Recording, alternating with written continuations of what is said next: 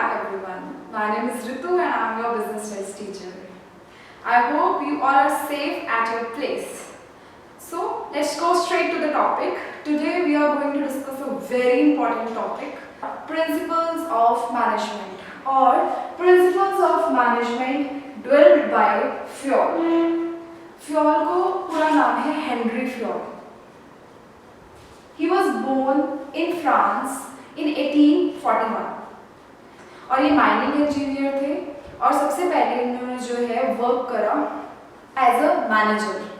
तो 1861 के अराउंड जो है इनको 1861 में इन्होंने अपनी डिग्री कंप्लीट करी थी और 1888 में इनको प्रमोट कर दिया गया था as a managing director of a company.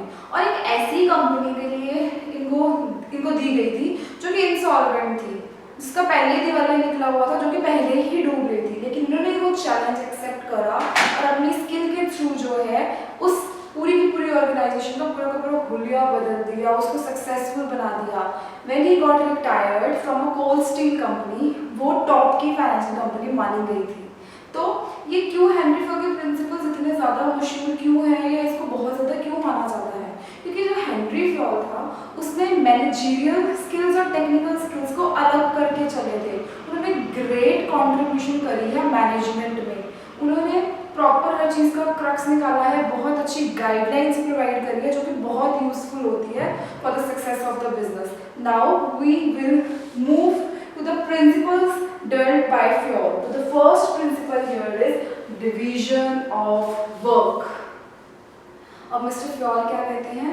वो कहते हैं कि अगर आपकी ऑर्गेनाइजेशन बड़ी हो चुकी है तो काम को डिवाइड कर दो डिफरेंट डिपार्टमेंट्स में. जिसकी जो कैपेबिलिटी है, जिसकी जो एबिलिटी है, जिसकी जो क्वालिफिकेशन है, keep that in your mind while distributing that work. कहते हैं इससे क्या होगा, एक तो स्पेशलाइजेशन आएगी, ठीक है, जो जिस काम में एक्सपर्ट है, जिसकी जो क्वालिफिकेशन है, जिसकी जो कैपेबिलिटी है, उसको वही काम दिया जाएगा. और दूसरी बात, एफिशिएंसी इंप्रूव होएगी. जो एक्सपर्ट है वही काम कर रहा है तो डेफिनेटली वेस्टेज कम होएगी, टाइम की, एनर्जी की और रिसोर्सेज की. तो इन सब चीज़ों का ध्यान रखा जाता है by doing the division of work. For example, अब जैसे अगर हम बैंक में जाइए तो कैशियर अलग होता है, एफडी खोलने वाला अलग होता है, ठीक है, गार्ड अपनी ड्यूटी परफॉर्म कर रहा होता है एंड सो ऑन. इस तरीके से बैंक की वर्क होता है, वर्किंग चलती है. वैसे भी if we talk about the schools तो उसमें भी रिसेप्शनिस्ट का काम रिसेप्शनिस्ट को दिया जाता है, अकाउंट्स टीचर पढ़ा रही है या कॉमर्स टीचर पढ़ा रही है, इंग्लिश टीचर पढ़ा रही है, फिजिकल के लिए फिजिकल टीचर अलग से अपॉइंटेड है according to the qualification and degree. Clear? So here this है कि आप जो है काम को डिवाइड कर दो ताकि हम जो है स्पेशलाइजेशन लेके आ सके और अपनी एफिशिएंसी को इम्प्रूव कर सके. Now further the next point is authority and responsibility. नाम थोड़ी सुनी टर्म है, पिछली बार भी हमने करा था, तो ये तो सबको पता है. अथॉरिटी क्या होता है? Right to take a decision, अपना डिसीजन लेना, किसी और से काम करवाने का राइट. और रिस्पॉन्सिबिलिटी क्या है? Obligation to do the particular job. जो काम आपको दिया गया है उसके प्रति आपकी जिम्मेवारी, ठीक है. तो वो कहते हैं कि जो अथॉरिटी और रिस्पॉन्सिबिलिटी है इन दोनों का होना जरूरी है.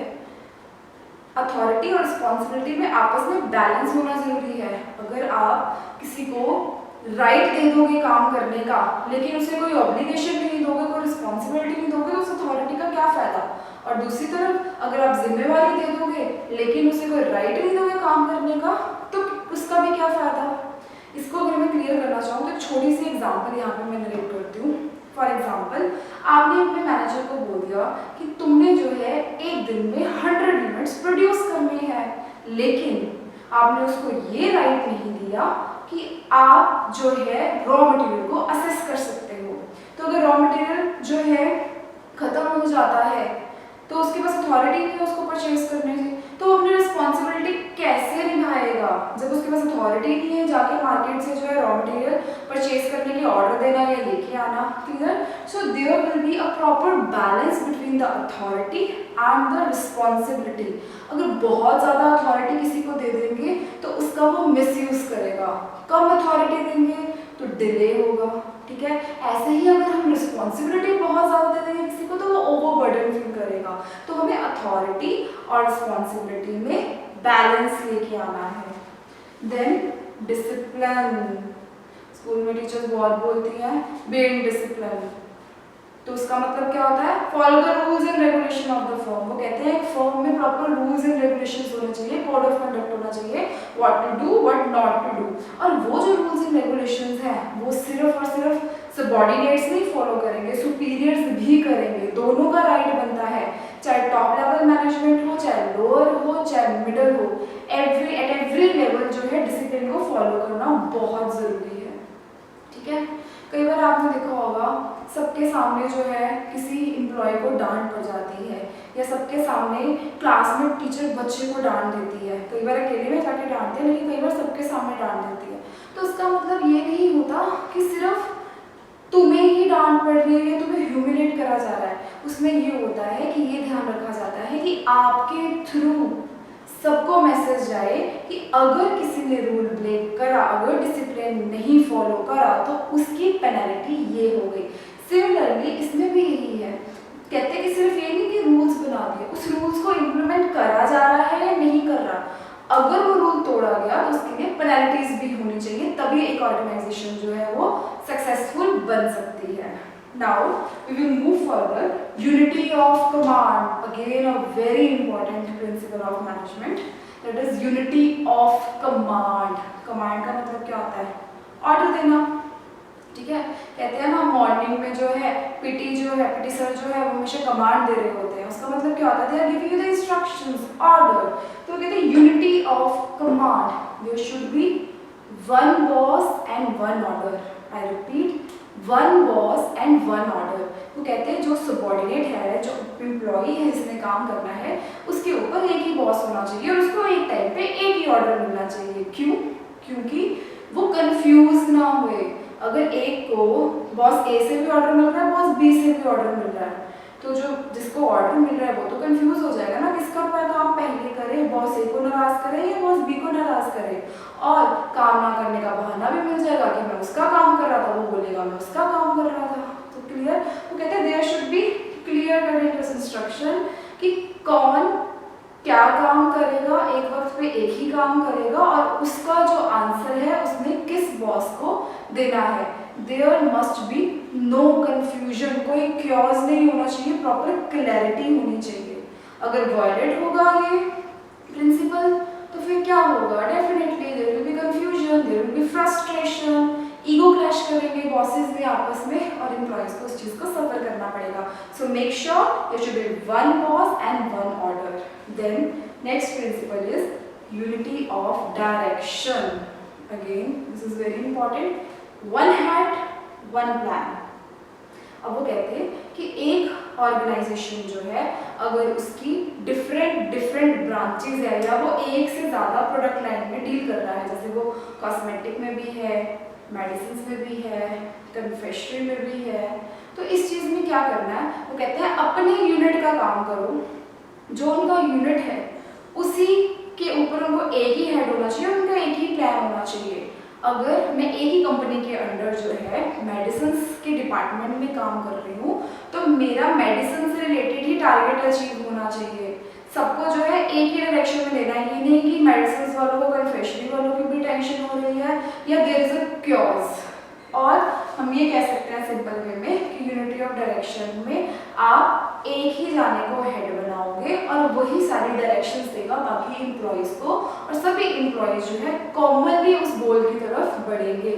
There will be no confusion कि कौन सा प्लान अचीव करना है, ए बी और C, there must be only one plan. So जिसका जो डिपार्टमेंट है उसके लिए ही उसको प्लान दिया जाए और वो उसी के ऊपर जो है फोकस करे। So there will be no duplicacy, सभी अपना अपना काम अचीव कर रहे हैं और इससे क्या होगा, कोऑर्डिनेशन बेटर होएगी, क्योंकि कोई कंफ्यूजन ही नहीं होगी, कोई क्योज ही नहीं होगा।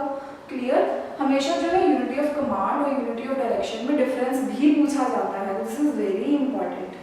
Then subordination of individual interest to general interest.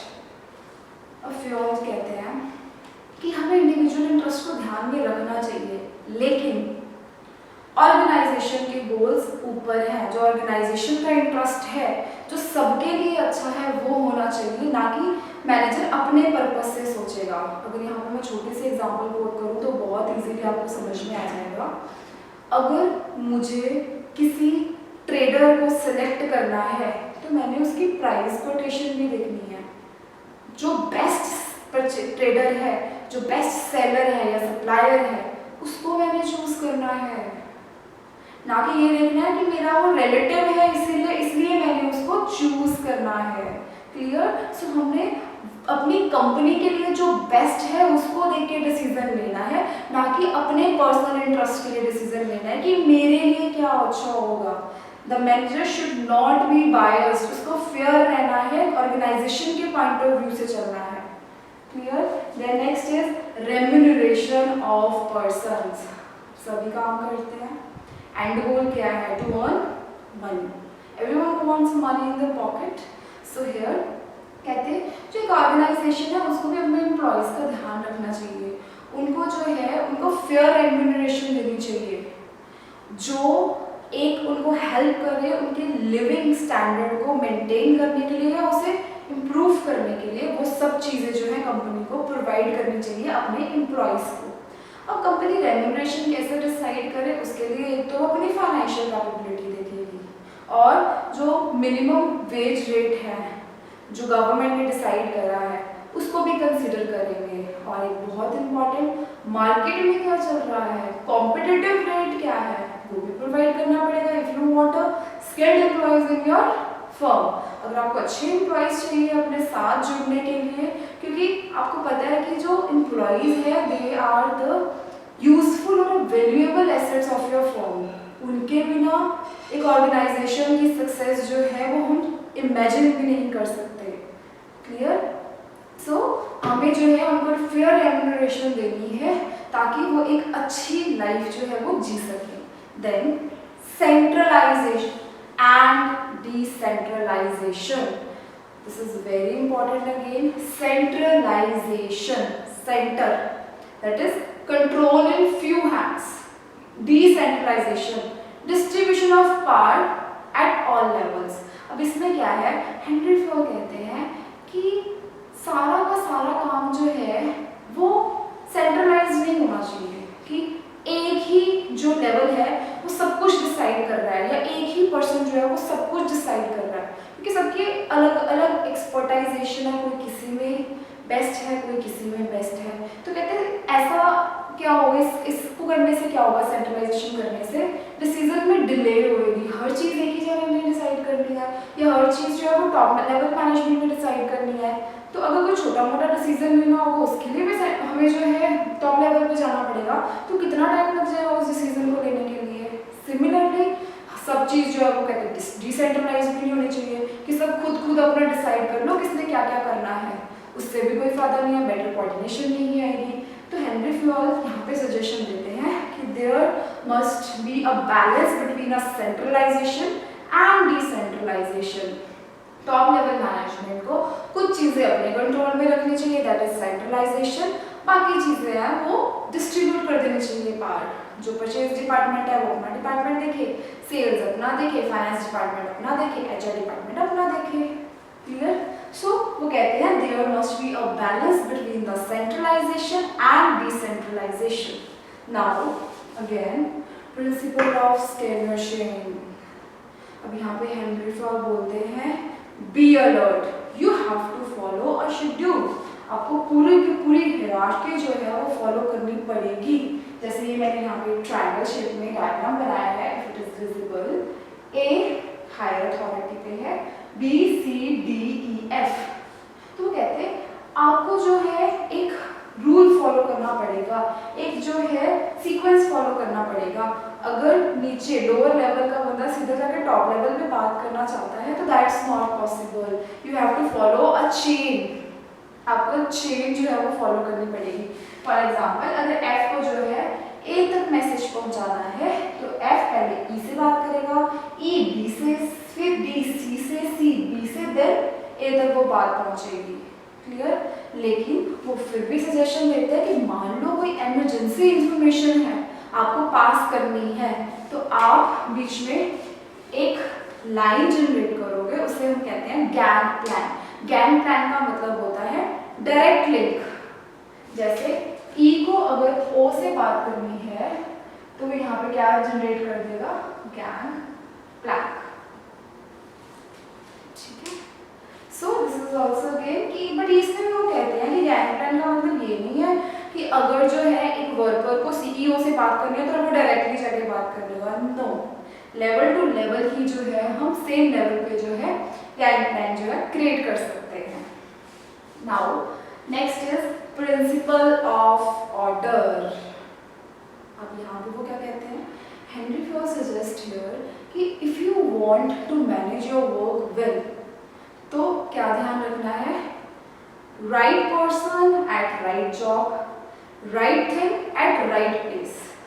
वो कहते हैं कि जिसका जो काम है, जिसको जो काम करना आता है उसे वही काम दो, और जो चीज़ की जगह आपने एक जगह बनाई हुई है वो जो पर्टिकुलर आइटम है वो वहीं पे मिलनी चाहिए। फॉर एग्जांपल अगर हमने वर्कर्स के लिए जो है टूल बॉक्स ऑलरेडी बनाया हुआ है तो सारे के सारे टूल्स जो है उस टूल बॉक्स में ही पड़े होने चाहिए, ताकि कल को अगर वर्कर वो कोई टूल ढूंढने जाता है तो उसे पता है कि उसकी पर्टिकुलर जगह कौन सी है।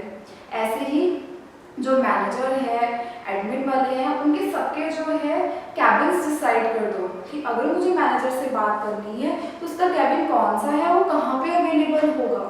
जैसे अगर हम बात करें, स्कूल की एग्जांपल ले लें, इजी हो जाएगा आपको। अगर मुझे रिसेप्शन पे जाना है सो वी ऑलरेडी नो कि रिसेप्शन एरिया कहाँ पे है। अगर प्रिंसिपल मैम से बात करनी है we already know principal ma'am का रूम कहाँ पे है, और अगर किसी टीचर से बात करनी है तो हमें पता है कि जो स्टाफ रूम है वो कहाँ पे है। तो वो क्या है, बेटर ऑर्डर। अगर कल को जो है चोट लग जाती है आपको तो आपको पता है कि जो मेडिकल रूम है वो कहाँ पे है, डिस्पेंसरी रूम कहाँ पे है, आपको अच्छे से पता है। अगर आपको पानी चाहिए तो आपको पता है कि वाटर फैसिलिटी स्कूल में कहाँ पे अवेलेबल है। तो that is what, principal of order. अब सोचो अगर ऐसा ना हो, आप जाओ रिसेप्शन वाली मैम से मिलने और वहाँ पे मिले आपको प्रिंसिपल मैम, आप जाओ स्टाफ रूम में और वहाँ पे आपको मिले रिसेप्शन वाली मैम, तो आप क्या बोलोगे, टाइम वेस्ट हो गया, एनर्जी वेस्ट होगी, फ्रस्ट्रेशन आ गई, कंफ्यूज हो गए, क्योज हो गया, तो उससे एफिशिएंसी में तो फर्क पड़ेगा ही। सिमिलरली फॉर्म में भी ऐसे ही होता है। अगर जो है कोई चीज़ ऑर्डर में नहीं होगी तो कंफ्यूजन हो जाएगी, फ्रस्ट्रेशन हो जाएगी, टाइम वेस्ट हो जाएगा, एनर्जी वेस्ट हो जाएगी, मनी वेस्ट होगी। तो बिजनेस में अगर ये सब चीज़ें वेस्ट हो गई तो आपका बिजनेस तो गया। So this principle is again have a great importance.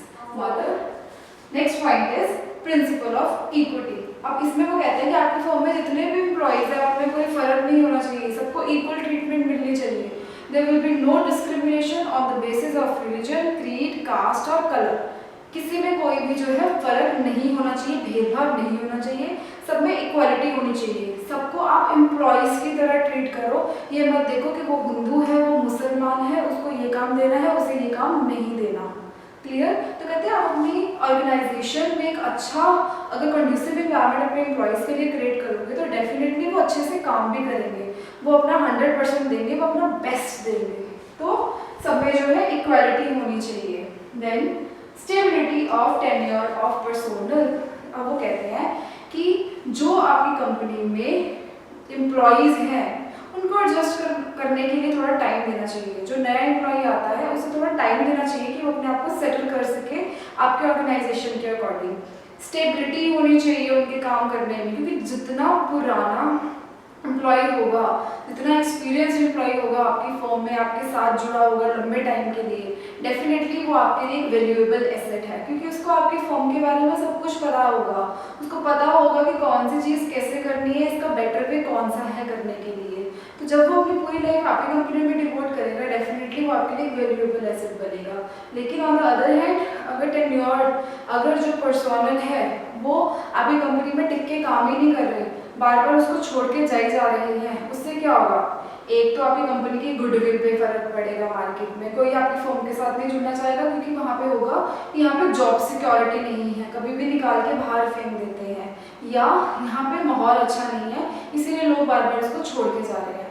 दूसरी चीज़ हमें ये भी ध्यान में रखना है कि जो हमारे रिसोर्सेज हैं वो बेटर वे में यूटिलाइज हो सके। अगर हम बार बार एम्प्लॉयज़ चेंज करेंगे तो डेफिनेटली हमारी जो रिक्रूटमेंट करनी पड़ेगी दोबारा, हमें सिलेक्शन प्रोसेस दोबारा करना पड़ेगा, हमें ट्रेनिंग दोबारा से देनी पड़ेगी, जिससे टाइम तो वेस्ट होगा ही होगा, साथ में मनी भी वेस्ट होगी और प्लस एनर्जी भी वेस्ट होगी।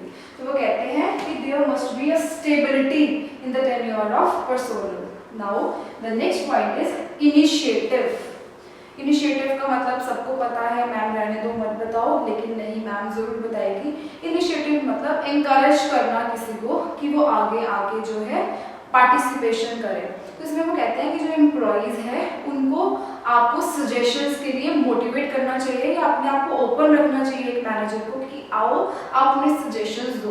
तो उससे क्या होगा, एम्प्लॉयज़ जो है वो बिलोंग फील करेंगे, वो ये मान के चलेंगे कि हाँ मेरी कंपनी में मेरी भी कुछ हैसियत है, मेरी भी कुछ इंपॉर्टेंस है, हमें पूछा जाता है कोई भी डिसीजन लेने से पहले।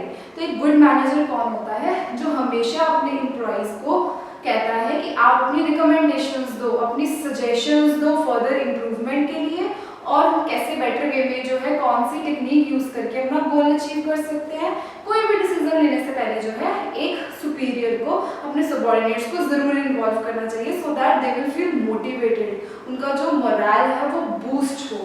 And the last point is spirit D corps. This is very important.